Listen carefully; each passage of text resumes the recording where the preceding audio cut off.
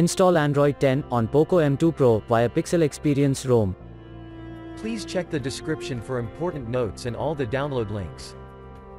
First, download ROM and GApps packages, then transfer the downloaded files to the phone storage. Link is in the description below. Step 2. Boot your device into TWRP recovery. Once in TWRP, click on Wipe, Advanced Wipe, and select the check boxes, as shown in the image, excluding internal storage. Step 4. Swipe the button to wipe the device. Step 5. Go back to the recovery main screen, and tap on the Install button. Step 6. Navigate to the storage, and select the ROM zip file. Step 7. Finally, swipe the button on the screen, to install ROM file. Step 8. Flash the GApps zip package, in the same manner. Step 9.